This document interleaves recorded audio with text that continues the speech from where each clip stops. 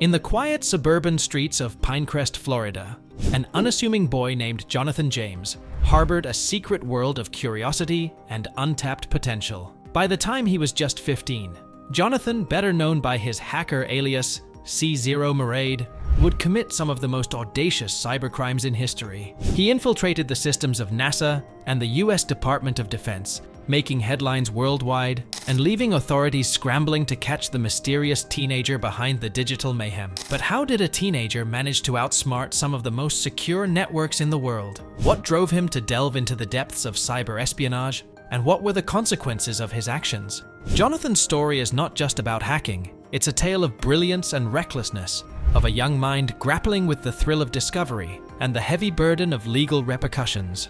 As we journey through the life of Jonathan James, from his early fascination with computers to his tragic end, we unravel the complexities of a boy who played a high-stakes game with the world's most secure institutions. This is a story of talent and turmoil, of ambition and downfall, and ultimately a sobering reminder of the human cost behind the screen. Jonathan James was born on December 12, 1983, in the quiet suburban town of Pinecrest, Florida. Growing up, Jonathan, or John, as his family called him, was a curious child. His father, a computer programmer, often found John peering over his shoulder, fascinated by the world unfolding on the computer screen. By the age of 10, John had his first computer, a clunky machine by today's standards, but a portal to endless possibilities for the young boy. As John delved deeper into the world of computing, he discovered a natural talent. He learned to code, spending countless hours writing and debugging programs. His room, cluttered with computer parts and programming books, became a sanctuary where he felt most alive. By the age of 13, John's skills had advanced to the point where he hacked into his school's network, not to cause harm, but to change his grades out of sheer curiosity and the thrill of the challenge. This act of rebellion marked the beginning of his journey into the dark world of hacking. John's early fascination with computers wasn't just a hobby, it was an escape. The digital world offered a sense of control and power that contrasted sharply with the chaos of teenage life. As his parents' relationship grew strained, John found solace in the binary language of computers. His mother often worried about the amount of time he spent in front of the screen, but she also saw the spark in his eyes when he talked about his latest coding project. Little did she know that her son's talent would soon catch the attention of federal authorities. John's father, though proud of his son's burgeoning skills, was increasingly concerned about John's obsession with hacking. He often warned John about the ethical boundaries and potential dangers, but these warnings fell on deaf ears. John was enthralled by the challenge and the sense of achievement that came with each successful hack. His curiosity was insatiable, and his talent undeniable. Despite his father's warnings, John continued to push the boundaries of his skills. His bedroom became a secret lair of sorts, filled with computer equipment, network cables, and a stack of books on programming and hacking. The late-night glow of his computer screen became a familiar sight to his parents, who often found themselves torn between pride and concern for their son.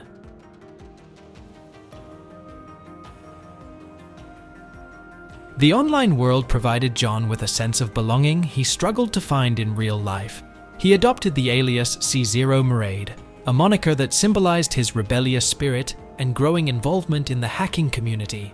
Under this name, John connected with other hackers, sharing techniques and challenging each other to penetrate more secure systems. John's early hacks were relatively harmless, targeting systems like Bell South and Miami-Dade educational institutions. These intrusions were more about testing his skills and proving his capabilities to his peers.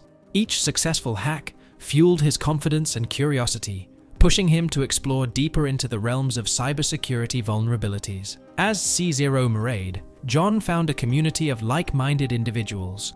These online interactions were a lifeline for the young hacker, providing a space where he could discuss ideas and share his latest exploits without judgment. The thrill of each successful hack was addictive, and John's skills rapidly advanced. He began to see the world in terms of vulnerabilities and exploits, each system a challenge waiting to be overcome.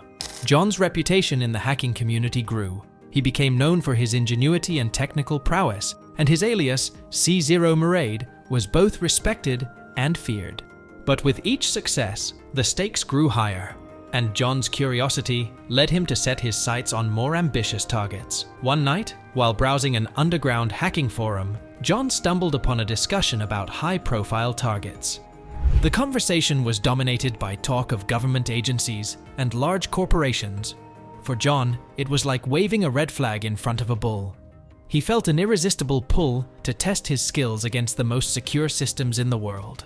It was no longer just about hacking for fun. It was about proving himself to the hacking elite. John's newfound fame within the hacking community came with its own set of challenges. He was constantly looking over his shoulder, aware that his actions could attract unwanted attention from law enforcement. Yet the adrenaline rush of each successful hack and the accolades from his peers were too enticing to resist. John was riding a dangerous wave, and the undertow was growing stronger.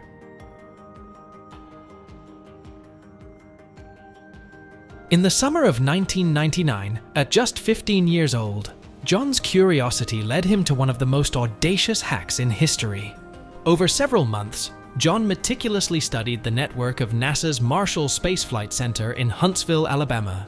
His goal was ambitious: to access and download proprietary software that controlled the physical environment of the International Space Station, ISS. John installed a backdoor into NASA's system, gaining access to 13 computers. He managed to download software worth $1.7 million, which controlled critical functions like temperature and humidity aboard the ISS. The breach forced NASA to shut down its systems for 3 weeks, costing the agency $41,000 in investigation and repairs. John's hack was not motivated by malice, but by an insatiable thirst for knowledge and the thrill of overcoming an enormous challenge. The impact of John's hack was immediate and severe. NASA's shutdown affected various ongoing projects, and the agency had to scramble to secure its systems. For John, it was a moment of triumph, a validation of his skills. But the gravity of his actions soon dawned on him. This was no longer a harmless prank. It was a federal offense with serious consequences. During the investigation, NASA officials were baffled by the sophistication of the attack. They could not fathom that a teenager was behind the breach. The sheer scale of the damage and the potential risks involved made it a top priority for federal investigators. John, meanwhile, watched the unfolding chaos with a mix of pride and fear. He had proven his abilities, but he also realized he had crossed a line. The fallout from the NASA hack extended beyond the agency. Media outlets picked up the story, and the public was both fascinated and horrified by the notion of a teenager infiltrating such a high-security institution. John's alias C0 Maraid became synonymous with the audacity and skill of the hacker community, but it also painted a target on his back. Emboldened by his success with NASA, John turned his attention to an even more formidable target: the U.S. Department of Defense. He infiltrated the Defense Threat Reduction Agency, DTRA, installing a sniffer program on a server in Dulles, Virginia. This program intercepted over 3,300 emails and countless usernames and passwords, including those from military computers. John's actions had serious implications. The data he accessed was sensitive and potentially dangerous in the wrong hands. Yet for John, it was another step in testing his limits and showcasing his prowess. He was playing a high-stakes game, unaware of the dire consequences that awaited him. The Department of Defense hack was a turning point for John. The information he obtained included confidential communications and sensitive data, making him a significant threat in the eyes of the federal government. The thrill of the hack was quickly overshadowed by the realization of the potential repercussions. John had crossed a line, and there was no turning back. John's success with the Department of Defense hack was his ultimate achievement as a hacker. It demonstrated his ability to infiltrate even the most secure systems. However, it also marked the beginning of his downfall. The federal government had resources and determination far beyond anything John had encountered before. His actions had put him on the radar of agencies that would stop at nothing to bring him to justice. The scale of John's actions began to weigh heavily on him. The thrill of the hack was replaced by a growing sense of paranoia. He knew the government would not take kindly to his intrusions, and the thought of being caught gnawed at him. John's once boundless curiosity was now tempered by the very real fear of the consequences of his actions.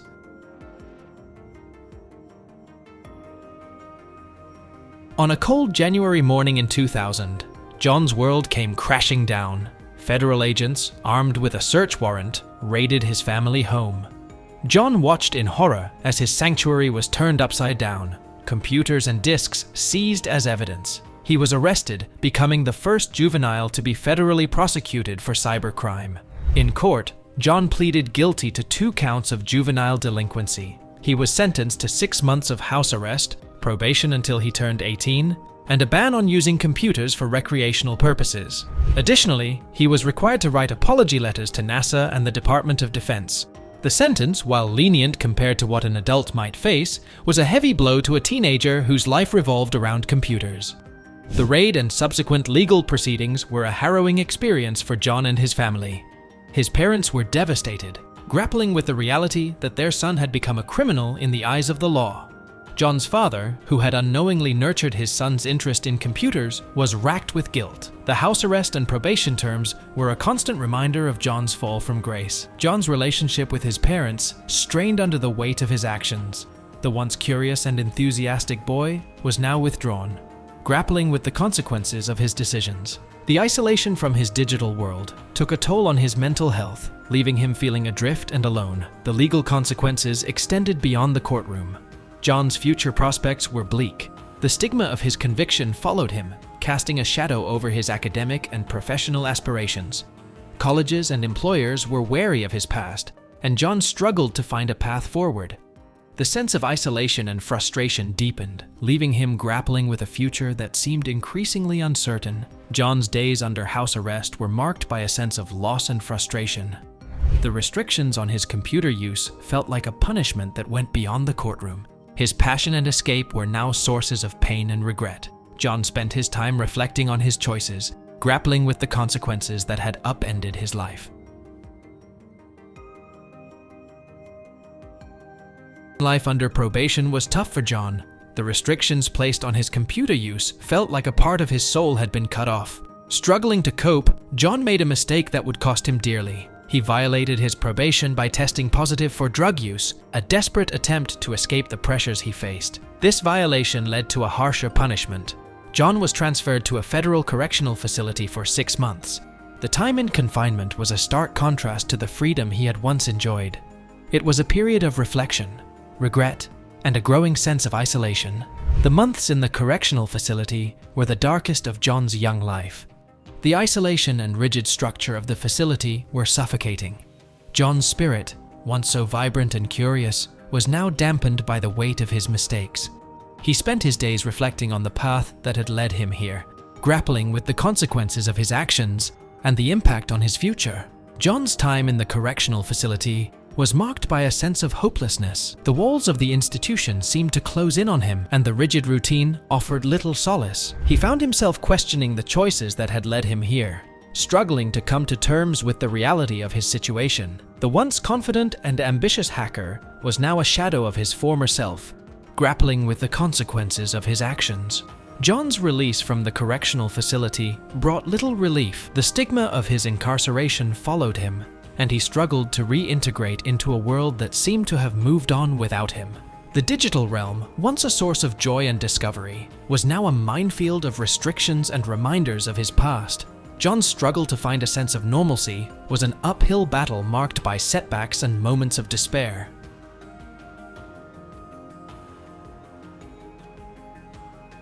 In 2007, John found himself under the spotlight again, this time for a cyber theft involving Albert Gonzalez and the TJX companies. Despite his protestations of innocence, the stress of the investigation weighed heavily on him. John felt trapped, convinced that the justice system would wrongfully prosecute him. The pressure and anxiety took a severe toll on John's mental health. On May 18, 2008, unable to bear the weight of his fears and frustrations, John took his own life. He left behind a note expressing his loss of faith in the justice system and asserting his innocence regarding the TJX case. His death was a tragic end to a life marked by brilliance and turmoil. John's suicide shocked the hacking community and those who knew him. The boy who had once been a prodigy full of potential had been crushed under the weight of his own actions and the relentless scrutiny of the authorities. His note was a poignant reminder of the human cost behind the headlines, a cry for understanding and justice that came too late. John's death prompted a wave of reflection within the hacking community.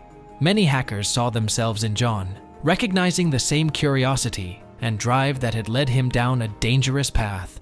His story served as a stark reminder of the risks and consequences of hacking, prompting discussions about ethics, responsibility, and the need for support and guidance for young talent. John's passing left a void in the lives of those who knew him. His parents, still grappling with the events that had unfolded, were left with unanswered questions and a deep sense of loss. The hacking community mourned the loss of one of its own, a young mind that had shown so much promise but had been derailed by the pressures and pitfalls of his choices.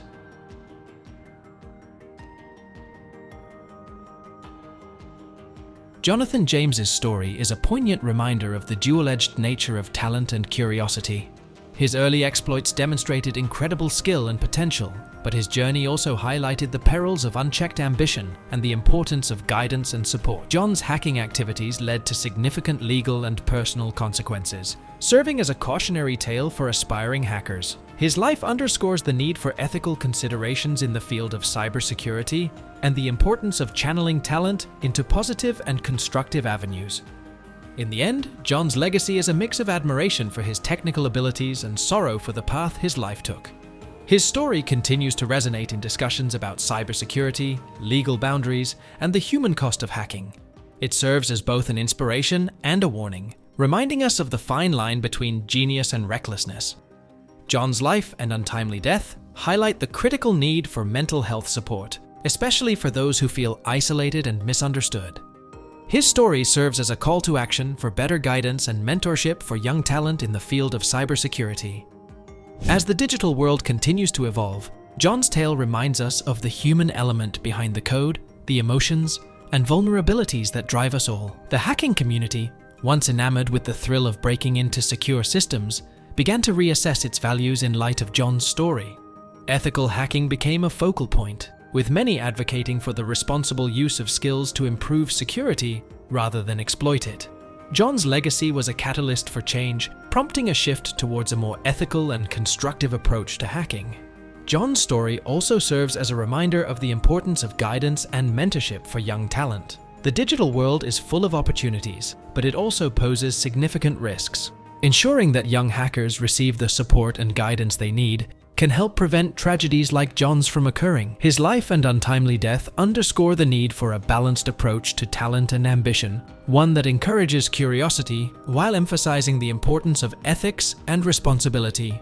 John's journey from a curious young boy to a troubled teenager and finally to a tragic figure is a complex tale of talent, ambition, and the harsh realities of life. It is a story that continues to resonate, prompting reflection on the ways in which society nurtures and guides its most gifted individuals. John's legacy is a testament to the need for compassion, understanding, and support in a world that often prioritizes achievement over well-being. Thank you for joining us on this journey through the life of Jonathan James, a young hacker whose brilliance and recklessness left an indelible mark on the world of cybersecurity. John's story is a testament to the incredible potential of youthful curiosity and the dire consequences when it goes unchecked. It serves as a reminder to nurture and guide the next generation of talent, ensuring they channel their abilities toward positive and constructive goals. If you found this story compelling, don't forget to like, comment, and subscribe to our channel Apati. Your support helps us continue to bring you thought-provoking content and dive into the fascinating stories that shape our digital world. Click the bell icon to stay updated on our latest videos, and let us know in the comments what topics you'd like us to explore next. Until next time, stay curious, stay safe, and always question the world around you.